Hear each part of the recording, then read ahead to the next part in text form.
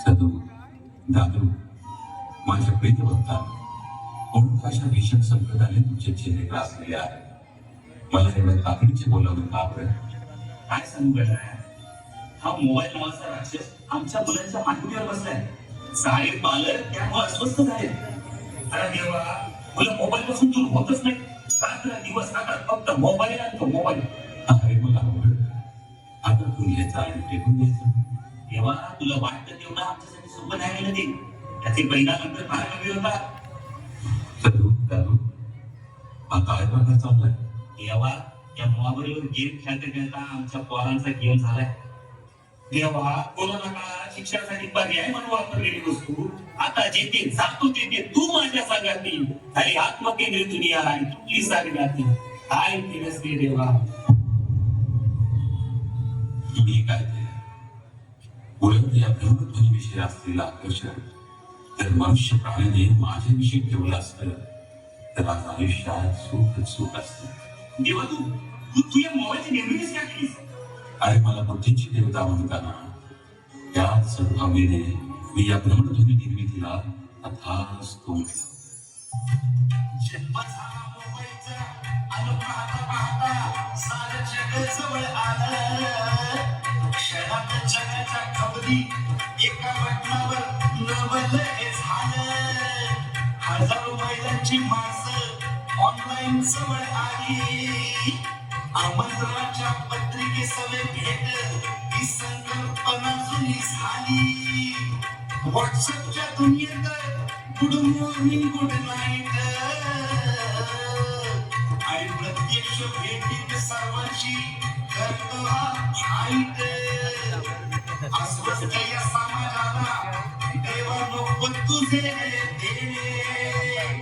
माणसाची साथच वाईट नेहमीच बोलतो तावरे. चांगलं केलं तर ठीक आहे आणि वाईट केलं तर देवाने.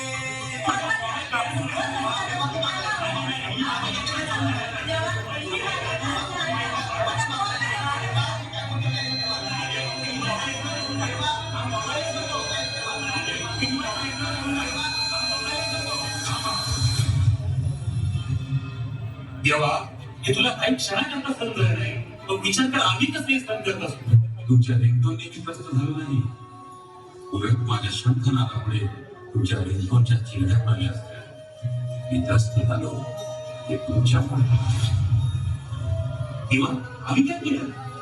तुम्हीच केलं सगळं. गुन्हेगार मी मुलं नाही आणि मीही नाही. तरी गुन्हेगार तुम्ही आहात. माझ्या निर्मितीचा विपर्यास करून तुम्ही हा बाजार मांडला. मी आहे.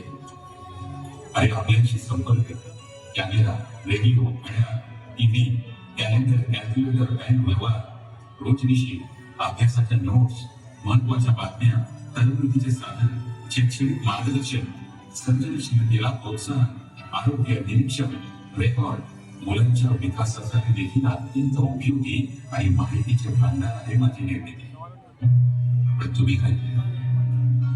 असंख्य गंभीर शारीरिक, सामाजिक, सांस्कृतिक आणि मानसिक आजारांचे उपवस्थान करून टाकलं माझ्या निर्मितीला. तुम्ही चुकला, मी चुकले. तेव्हा फक्त सर्व आणि दादूला नव्हे तर इथे माझ्या समोर उपस्थित असणाऱ्या प्रत्येक व्यक्तीसाठी बोलतोय. इथे आजूबाजूला मोबाईलमुळे होणाऱ्या दुष्परिणामांचे बॅनर लावलेले आहेत. हे जाता जाता एकदा वाचून द्या आणि माझ्यावर खापट पूर्ण बंद करा. येतो मी. देवा, आम्हाला माफ कर. देवा, तू तुझ्या लक्ष टाकून दिलीस. आता ती सुधारू कशी ते सांगून जातो देवा. इंडियन अकॅडमी ऑफ पिडियाट्रिक्सला या सूचना मी दिल्या होत्या त्या तुम्हाला सांगतो. 2 वर्षापर्यंतच्या मुलाला कोणतीही स्क्रीन वापरू देऊ नका. मुलांना शांत करण्यासाठी अथवा खाऊ घालण्यासाठी मोबाईलचा मुळीच वापर करू नका. मुलाला संगीत, गप्पा गोष्टी, गाणी व वयानुसार शारीरिक खेळ यात गुंतवा.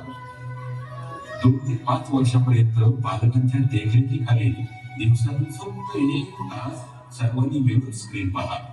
स्क्रीनवरचे कार्यक्रम शैक्षणिक वयाशी सुसंगत व हिंसक नसलेले असावे याची खात्री करा.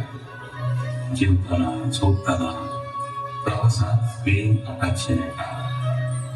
येतो गणपती बाप्पा पुढच्या वर्षी, गणपती बाप्पा पुढच्या वर्षी.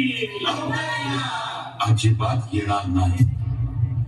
पण का देवा, असा दुश्मन का बरं?